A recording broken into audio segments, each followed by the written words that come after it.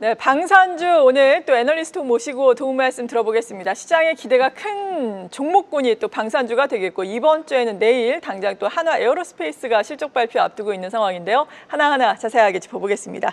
유진투자증권의 양승윤 연구위원 모셨습니다. 어서 오세요. 안녕하십니까. 네, 저희가 앞서 타이틀에서 관세 무풍지대라고 방산주를 또 써놨잖아요. 정말 관세 무풍지대가 맞습니까? 일단은 이제 사실 안타까운 이야기이긴 하지만은 결국 이제 미국 관세 관련해서 이야기를 할 때 결국 우리나라가 미국한테 뭔가 이제 수출하는 것들이 많아야지 그 관세가 부과가 되면서 영향이 있다라고 볼 수가 있는데 우리나라 방산 기업들은 물론 미국의 뭐 작은 이제 총알이라든지 이런 것들을 판매를 하고 있긴 하지만은 저희가 흔히 알고 계시는 뭐 K9 자주포라든지 뭐 천무, 뭐 레드백, K2 전차 이런 주 체계 무기들을 팔고 있는 이제 그런 상황들은 아니어서 설령 미국에서 이제 관세가 부과가 된다 하더라도 크게 타격은 없고 우리의 이제 메인 시장은 어떻게 보면 이제 그동안 그랬듯이 유럽이나 이제 중동 시장이기 때문에 미국 쪽에서의 문제들은 다소 영향성은 크지 않을 거다라고 생각을 하고 있습니다. 네, 유럽, 중동 쪽은 잠시 후에 저희가 자세하게 이야기를 나눠보겠고 그렇다면은 미국 같은 경우에도 지금 중국을 견제를 해야 하니까 군함을 중심으로 많이 건조를 할 것 같은 움직임을 나타내고 있는데 미국 향으로 우리나라에서 무기를 수출할 가능성에 대해서는 지금은 어떻게 보세요? 가능성은 당연히 열려 있다라고 생각을 하고 있고요. 미국도 모든 무기 체계를 스스로 개발하고 만들지는 않습니다. 근데 또 이제 필요한 것들이 있기 때문에 미국에 없고 한국에 있는 아이템이라고 하면은 충분히 구매를 검토해 볼 수 있을 거라고 생각을 하고 있고요. 뭐 대표적으로 이야기를 드릴 수 있는 아이템은 뭐 작년, 재작년에 이제 미국과 이제 도입 관련해서 여러 가지 테스트를 진행을 했었던 LIG X1의 비궁과 같은 이제 소형 함정을 타격하는 이제 그런 미사일류도 하나 이제 좀 저희가 꼽아볼 수가 있을 거고 추가적으로 기대가 되고 있는 거는 이제 K9 자주포. 미국 이제 자주포 사업을 하다 또 중단을 했는데 이거를 이제 외국에서 도입을 하겠다라고 사업을 이제 열고 있는 상황들이고 한국의 에어로스페이스도 참여를 하고 있는 상황들이고 거기에 또 기대가 되고 있는 거는 훈련기입니다. 이제 훈련기 미국에서 이제 해군 고등 훈련기에 대한 이제 교체 사업들이 진행되고 있는데 한국항공우주가 이제 관련된 사업에 참여를 하려고 이제 준비를 하고 있는 상황들이어서 뭐 여러 가지 기회들은 열려 있는 상황이다 이렇게 보시는 게 좋을 것 같습니다. 네, 이러한 기회를 잡았다라는 뉴스가 시장에 전해지기를 바라보겠습니다. 그리고 많은 방산주들이 또 실적 발표 앞두고 있습니다. 한화시스템 같은 경우에는 어제 실적을 발표를 했잖아요. 일단 실적에 대해서 어떻게 보셨습니까? 일단 실적이 시장 기대치를 크게 좀 상회를 했다라고 보여집니다. 지금 시장에서는 뭐 대략 한 400억 정도 영업이익을 기대를 했던 걸로 제가 기억을 하고 있는데 실제 영업이익은 500억 이상 기록을 했었던 이제 부분들이고 사실은 이제 오늘 10시에 실적 컨퍼런스 콜이 예정이 되어 있기 때문에 자세한 이제 배경들은 확인을 해볼 수가 있긴 하겠지만은 일단 저희가 한 가지 생각을 하고 있는 거는 이제 어제 하나오션의 실적 발표에서도 나왔지만은 이제 하나시스템의 연결 실적으로 잡히게 되는 필리조선소의 영업 손실이 시장에서 우려했던 것보다는 덜 나왔다. 그러니까 손실이 크게 나오지는 않았다. 이런 부분들이 하나의 좀 긍정적인 포인트로 작용하지 않았을까 생각을 하고 있고 그리고 우리나라가 지금 이제 방산 수출액이 계속 증가를 하고 있습니다. 그러면서 뭐 에어로스페이스나 주요 기업들 실적이 계속 우상향을 하고 있는 상황인데 한화시스템도 이렇게 수출 아이템들이 늘어나고 수출이 늘어날 때 같이 부품이나 시스템을 공급하는 업체로서 동반 성장을 해야 되는 이제 그런 기업들이기 때문에 이런 이제 실질적인 그 방산 부문에서의 YOY 전년 대비해서 성장들이 호실적 흐름들을 주도를 했을 것으로 생각을 하고 있습니다. 네, 오늘은 어제 이렇게 호실적을 발표를 했음에도 불구하고 한화그룹주가 한화오션 이슈 때문에 또 하락해서인지 하락을 하고 있잖아요. 한화시스템 역시 이렇게 조정 시에 매수 전략으로 임하는 것이 괜찮을까요? 한화시스템은? 일단은 저희는 방산 뭐 전반적으로 시스템뿐만 아니라 조정 시 조금 이제 관심을 가져볼 만하다라고 생각을 하고 있고 다만 지금 이제 급락하고 있는 배경에 대해서는 조금 더 면밀한 이유들을 좀 파악해봐야 된다라고 생각을 해서 지금 당장 뭐 추격 매수나 이런 관점에서 이야기드리기보다는 조금 더 상황을 지켜보자 이렇게 생각을 하고 있습니다. 네, 그리고 한화 에어로스페이스도 내일 실적 발표 앞두고 있는데 어떻게 전망하고 계십니까? 일단은 지금 저희가 조심스럽게 예상을 하는 거는 조금 이제 시장 기대치를 상회할 가능성들이 있다라고 생각을 하고 있고 뭐 본업의 체력은 여전히 이제 견조한 상황들인데 지금 자회사들 실적들이 잘 나오고 있습니다. 뭐 대표적으로 아까 말씀드렸던 한화시스템도 서프라이즈를 기록을 한 상황이고 그리고 어제 또 실적 발표된 한화오션도 시장 기대치를 거의 2배 가까이 뛰어넘는 그런 실적들을 보여주고 있는 상황이어서 일단 연결로 잡히는 실적들이 커졌기 때문에 전체적인 시장 컨센서스 상회 가능성들은 높아지고 있다라고 저는 생각을 하고 있습니다. 네, 그리고 한화 에어로스페이스 같은 경우에는 뭐 연내 사우디 진출과 관련해서도 뉴스가 나오기도 했는데 이 뉴스는 어떻게 확인하셨어요? 사실 지금 이제 한화 에어로스페이스가 이번에 유증 관련된 공시들을 하게 되면서 이제 사우디 관련된 사업들을 조금 이제 어느 정도 시장에 공개를 한 부분들이 있고 사우디 현지의 기업과 협력해서 이제 조인트 벤처를 만든 다음에 이제 사우디 사우디에서 지금 진행되고 있는 여러 무기 수주 사업들에 도전을 하겠다라고 이제 이야기를 하고 있는 이제 그런 상황들이어서 뭐 사우디를 비롯해서 이제 중동에서 다양한 기회들을 찾고 있는 것들을 확인해 볼 수 있었던 것 같습니다. 네, 이러한 부분에 대해서 사우디아라비아 진출 같은 경우에는 또 올해 말쯤에 계약을 발표할 수도 있다 이런 뉴스가 나오고 있으니까 계속해서 또 호재성 소식이 나오기를 또 기대를 해보겠습니다. 지금 유증 말씀을 해주셨는데 유증과 관련해서 추가적으로 발목을 잡을 가능성은 없을까요? 일단은 지금 유증에 대한 우려감들은 그래도 어느 정도 시장에 반영이 되었다라고 생각을 하고 있습니다. 왜냐하면 유증 발표 이후 뭐 여러 가지 이슈들이 있긴 했었지만은 이제 주가는 계속해서 우상향을 하고 있는 이제 그런 상황들이기 때문에 시장에서 이제 유증 이후의 모습들에 조금 더 관심을 갖고 지켜보신 게 아닌가 생각을 하고 있고요. 근데 뭐 유증의 여러 논란들을 이제 제외를 하고 이제 회사가 앞으로 이제 추구를 할 이제 그런 방향성들에 대해서 보게 되면은 결국 간단하게 이야기를 드리면 이제 해외 진출을 더욱더 강화를 하겠다, 본격화하겠다라는 이야기들로 저희는 생각을 하고 있습니다.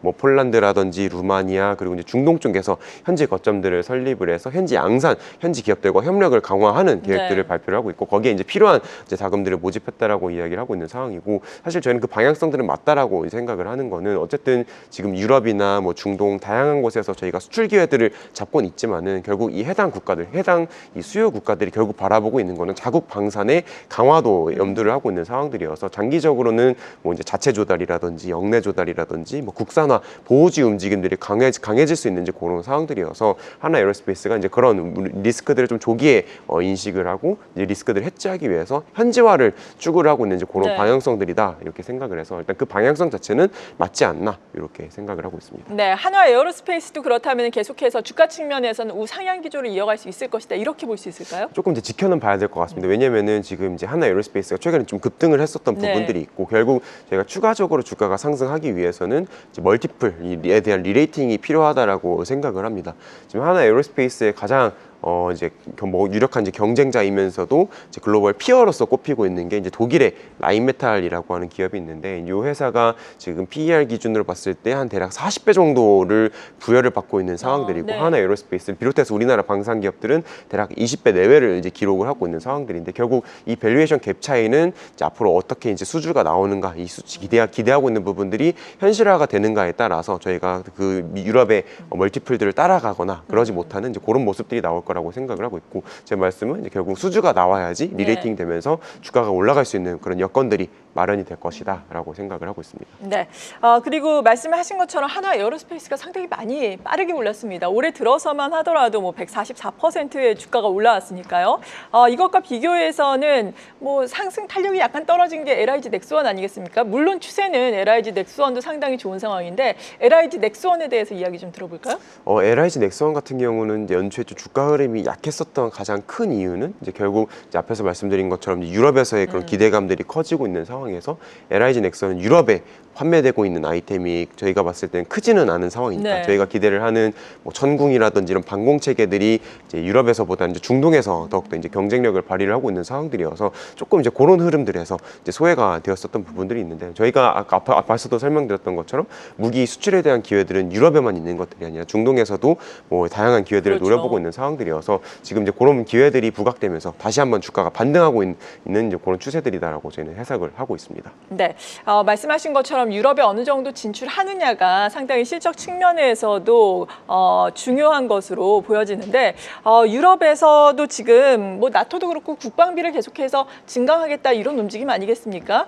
전반적인 분위기가 어떻습니까? 유럽 내의 방산업체들을 더 또 키워야 한다 이런 분위기인지 적극적으로 수입을 하자 이런 분위기인지 먼저 궁금한데요. 일단은 예산은 늘려가는 방향성들을 보여지고 일단 최소 GDP 대비해서 나토 국가들은 지금 목표치가 이제 국방비를 한 2% 정도 쓰는 목표치가 설정이 되어 있는데 아마 빠르면 올해 6월 달 정도 나토 정상회담에서 그 목표치가 이제 상향 조정이 될 겁니다. 한 3% 이상 정도로 예상을 하고 있어서 중장기적으로도 국방비 예산은 늘어나게 될 것이다. 다만 이제 늘어나는 그런 파이들을 외국 기업들한테 줄 것인가, 그러니까 유럽 여외 기업들한테 줄 것인가라고 하면은 그렇지는 않은 이제 상황들이고 유럽 유럽에서도 지금 이제 재무장 계획들을 발표를 하면서 동시에 영내 조달에 대한 요건들을 강화를 하고 있는 상황들이어서 당연히 이제 유럽 영내 조달을 좀 더 키워가는 흐름들로 봐야 된다. 그렇기 때문에 한국 기업들도 이제 하나 에어로스페이스와 그리고 현대로템이 추진을 하고 있는 것처럼 현지 기업과 협력을 해서 현지 양산하는 그런 체제들을 확보를 하는 것들이 시급하다 이렇게 생각을 하고 있습니다. 네, 현지 기업과의 협력이 상당히 중요한 키가 될 것이다라고 말씀을 해주셨습니다. 오늘 이렇게 방산 업종에 대해서 해당 업종의 애널리스트 모시고 도움 말씀 들어보고 있는데 지금으로서 최선호주는 어떤 종목 꼽고 계세요?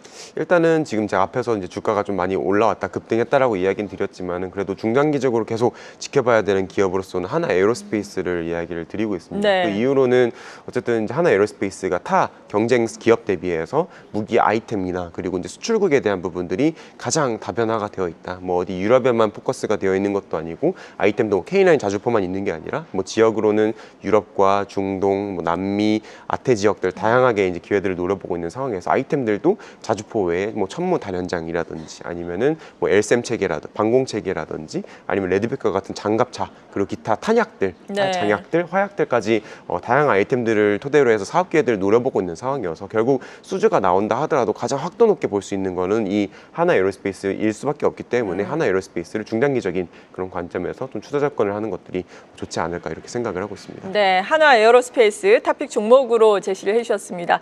최근에 뭐 흐름을 보자면은 외국인이 4월에 뭐 역대급으로 지금 시장에서 순매도를 보였잖아요. 그럼에도 불구하고 방산주들은 좀 사는 양상이더라고요. 대표적으로 LIG 넥스원은 외국인의 수급이 꾸준하게 들어오고 있는데 이런 가운데 또 방산주 어떤 기대를 가질 수 있을지 마지막으로 정리하면서 투자 전략 세워주신다면요? 일단 앞에서도 이야기 드렸던 것처럼 단기적으로는 이 이제 수주가 가시화되는 부분들을 봐야 된다라고 생각을 하고 있고 그리고 또 가장 이번 상반기에 이제 이벤트로서 주목해서 보고 있는 거는 이 나토의 그런 국방비 예산이 어느 정도 늘어날 것인가, 뭐 3% 이상일지 아니면은 뭐 2%에서 유지가 될 것인지, 그 미국의 유럽의 그런 국방비 예산이 어떻게 증가를 할지에 대한 그림들이 구체화되는 것이 일단 중요하다라고 보고 있고, 그리고 이제 구체화가 되게 되면은 이제 유럽에서 실제로 예산들을 늘리면서 무기 사업들을 진행을 할 겁니다. 아마 뭐 올해나 내년 정도, 올해 하반기부터 내년 정도에 구체적인 사업들이 파이프라인들이 나오면서 이제 누구한테 발주가 될지 입찰 절차들이 시작이 될 거고, 하반기에는 그런 이제 수주에 대한 부분들을 좀 같이